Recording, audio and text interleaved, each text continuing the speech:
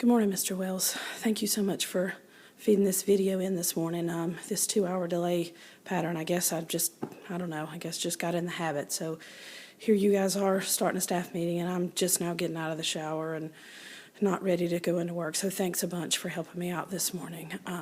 So if you'll hang on just one second while I kind of finish getting my message together here.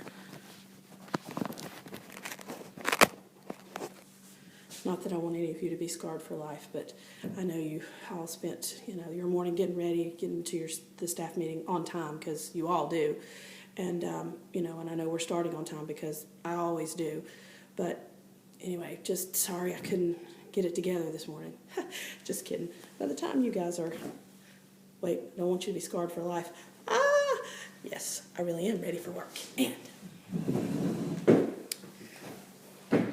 it really is close to 4 o'clock in the morning, so I'm really going to be kind of quiet so I don't wake up everybody in my house. But I've got some information that's really bad that I want to share with you guys today.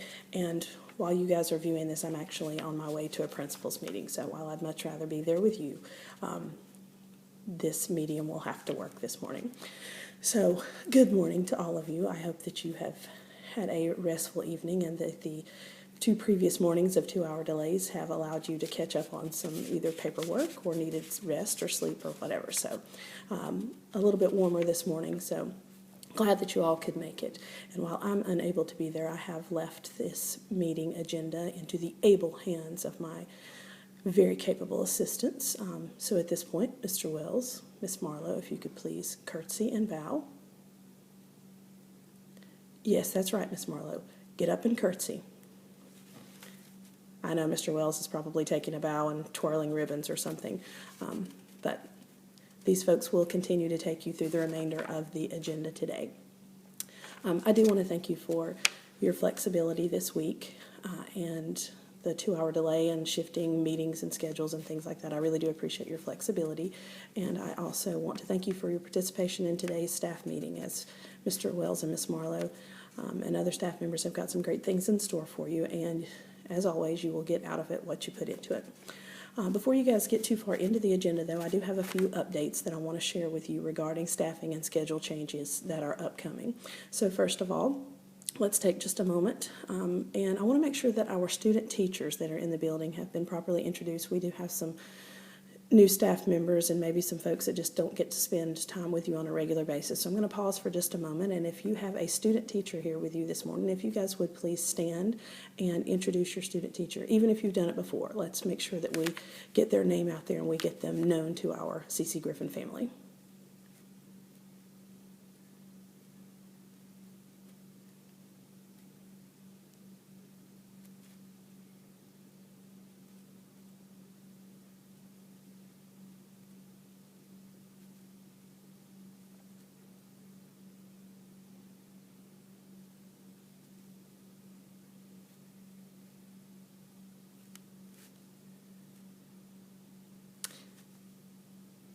And if that wasn't enough time, Mr. Wells, you can certainly pause the video and allow time for those introductions to conclude. All right. I also would like to take a moment and wait. Can someone poke Miss Zywick and make sure that she's awake? Thanks. Good morning, Fran. All right, so there are also some other staffing things that I want to make sure that we formally announce, some of which I sent out in an email, but while you are together and I am there virtually, I would like to make sure that we acknowledge some other staffing changes. So first of all, in the environment in which you sit, you are now in the new home of Jared Smith, who is switching over from our 8th grade ELA position to our media coordinator. And so, Jared, we are looking forward to the changes that you may have in store for us in our media center and throughout our building. So congratulations on this career shift for you, and we are still looking for Jared's 8th grade ELA replacement. So if any of you have suggestions or contacts, please, we are open to those at this time.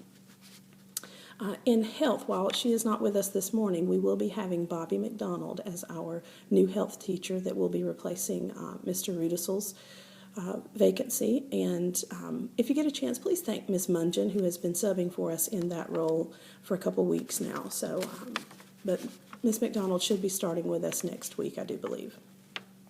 Also, we have John Landon, who has shifted from our 8th grade EC position over into our science position, taking Miss Katie Kaiser's place. And so we want to congratulate John on this shift and also acknowledge the fact that until we find his capable replacement in the EC world, he is doing double duty for us, still conducting IEP meetings and making sure that that paperwork is accurate, all the while planning lessons with his 8th grade science PLC and getting his feet adjusted and positioned into the regular ed world. So thank you, John, for the work that you're doing right now. And speaking of the EC world, I do want to make sure that you understand that the reduction of our half of an EC teacher allotment that occurred when Shelley Wallace left us has really required a lot of significant changes to our master schedule. And so I want to just take a moment here to let you know what kind of a domino effect you will feel as a classroom teacher. So first of all, I want to say that this has not been easy, that this has taken a lot of time, thought, energy, and effort on the part of our EC staff, our administration, and soon to be our data manager, who will be helping us with lots of schedule changes. Now, you may ask, what does this mean for me? And so if you are currently an inclusion teacher, the period in which we offer that inclusion class may shift, okay? And so to offset that, we may be moving the schedules of regular ed kids and EC students to make sure that we keep class size balanced as much as possible. It also may mean that the staff member that is in the inclusion or the co-teaching situation with you may change. We have some situations in science and social studies where we're going to be shifting from having a certified EC teacher in there to Ms. Bumgarner, the EC teacher assistant, and we will be actually working towards science and social studies goals possibly at another time. And that would only be for a couple situations, primarily 6th and 7th grade. But please know that yesterday afternoon, actually, we met with our EC staff one last time to look at one final change. And that change would be for some of our students with the most significant gaps, looking at pulling them out of one of their core classes. And at this time, we're looking at social studies. And this may be anywhere from, I think it's 4 students in 7th grade to 7 students in 6th grade. Those with our most significant gaps in learning, particularly reading, that instead of them continuing to be enrolled in a social studies course, that we would look more at what the high school model does, and one other middle school I know at this time is doing, which is offering a curriculum assistance period, which would be a time that they are with an EC teacher working towards specific IEP goals and also gaining some additional support for their other core classes with some things like study skills, organization. Maybe it's just some of that significant gap feeling of not knowing multiplication tables, not understanding some basic decoding skills. So that is a change for a small number of students, but we feel like could make a big difference in terms of the level of support that we are providing them. Folks, our reality is this. We have many students that are significantly behind. Our EC students at CC Griffin are not doing as well as their counterparts at other schools. And so I've spent some time researching what are other schools doing to get them the extra time and support that they need. And this is one approach.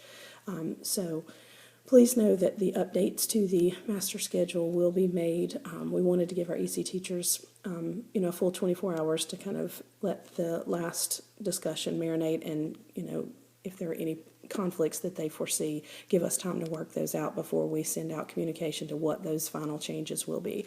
But you should expect a copy of the updated master schedule sent to you by Monday, and that way you'll know if there are periods where you currently have all regular ed students and it's going to change to a class that may have inclusion. Anybody that currently has inclusion, that will not change. It's just the time of day with which you have it may change. I do know that change is hard, and I thank you in advance for your flexibility and know that none of this is ideal for us, but it is something that we must do in order to deal with the staffing allotment that we have and to meet the needs of the students that we have. Please understand that we have gained 14 students to our EC caseload since we had this half of an allotment removed. So if your EC teachers look a little glazed, it's because they have a tremendous amount of paperwork and IEPs that they are trying to maintain. So please try to give them some encouragement and let them know that they really do make a huge difference for these kids. And while the paperwork is necessary, it's the work that they're doing with kids each and every day that really makes the difference, and they are doing a great job with that.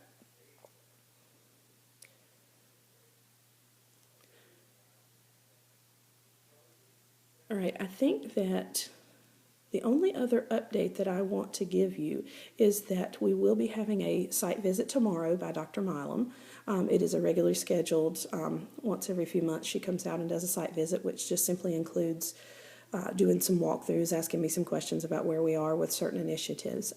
She does have a focus. She indicated to me by email that she will be wanting to get into 7th grade classrooms tomorrow. So I just want to make sure our 7th grade teachers are aware that Dr. Milam and I will be coming in to visit. You may or may not want to tell your kids, just so that they know that there will be some visitors coming in, and please don't let us disrupt your class and your instruction. And I know that we will see some wonderful instruction going on. All right, and I think that that's all that I have for you this morning. I appreciate you taking the time to listen and be such a great audience. I really have no idea whether you're being a good audience or not, but I thank you for the time that you have taken to hear the staffing updates that we currently have. There will be some others coming very soon as we formally and officially fill the halftime EC role, as well as some other vacancies, as I mentioned previously, that still do exist. So I thank you as you welcome new folks to our C.C. Griffin Middle School family, and I hope, as always, that you make it a great day or not. That choice is yours.